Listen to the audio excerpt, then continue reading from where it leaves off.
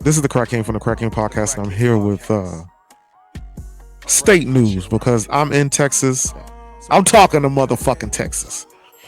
So Greg Abbott said on the 26th that he's opting out of federal assistance for unemployed Texans.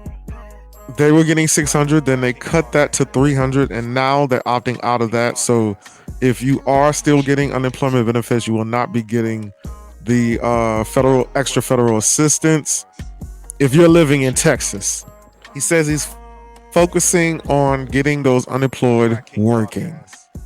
They say the number of job openings in Texas is almost identical to the number of Texans who are receiving unemployment benefits. So they want you to get back to work.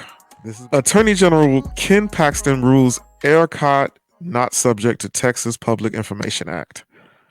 They don't have to release information and documents and communications about February's tragic winter storm, which I was in and didn't have any lights and had busted pipes. So I'm kind of pissed about this because apparently ERCOT dropped the motherfucking ball, or it looks like it's going to be another case of big company paying the state a lot of money to just wash it away. Texas power grid faces summer, having changed little from the February freeze. If your bill starts like ballooning to thousands and thousands of dollars, they're saying, hey, Texas, fuck you. Harris County Constable Ted Heap is asking for help to identify a man abandoning a dog in a neighborhood. Apparently there's no crimes there in Spring, Texas, but he wants you to find, I'm gonna hold it like this, he wants you to find the guy that abandoned a dog. Not the guy that broke into your house, Spring, Texas. Not the guy that's shooting your pedestrians that are just in the store buying shit. Deshaun Watson's legal troubles could last until 2024. He's being sued and he's being accused of a lot of things. No criminal charges have been brought up. It's all civil. Deshaun Watson will not play because of his legal woes. Enter Tyrod Taylor, starting QB for the Houston Texans. There you go, man. The whole city's on your shoulders right now. They're either going to make you or break you.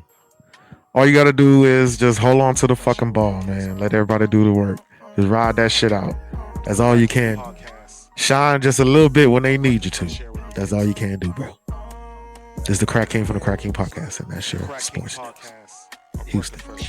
A 16-year-old boy shot a 14-year-old boy in the face over an argument over the girl. Toxic traits in our young people right now when it comes to the opposite sex, and it's getting younger and younger. When you see a 16-year-old boy shoot a 14-year-old boy, instead of just going to fisticuffs over the girl, instead of just saying, hey, I'm fucking 14, I'm just hanging out with her, I like her, but I know I'll never have a chance. Who knows? We have to start teaching our children better. We have to start with ourselves. We have to get rid of these toxic traits because now it's bleeding into our children, clearly. 3 people were found shot inside of a vehicle. The police chief is saying that just a couple of males just walked up to a car and just started shooting the car at a local corner store. All I can say, Texas, is let's cool down. We were just in a pandemic. I know things are tight. Families, let's channel these young people into something positive. Let's get them into some community shit. Let's get them focused on something positive and not killing each other or killing a person they think has more than them. Shakana, I want to pronounce her name. Beautiful black woman. I seen her live and she was quite insulted by what Kevin Samuels had to say about a young lady that called in for him. She called in, tweeted, well, not called in because I'm old school, I'm saying called, but she entered his live, didn't want to show her face. This is the Crack King podcast. I don't give a fuck what you say. Shaquana is a 10. Real talk. I'm not even going front. She is. When her mouth was closed, she shouldn't have even been worried. I'd have had my face and my booty on that motherfucker. Say, yeah, this is a 10. This is a 100 booty. And this is a 10 fucking face. She didn't call him out on being gay like a lot of these women are saying.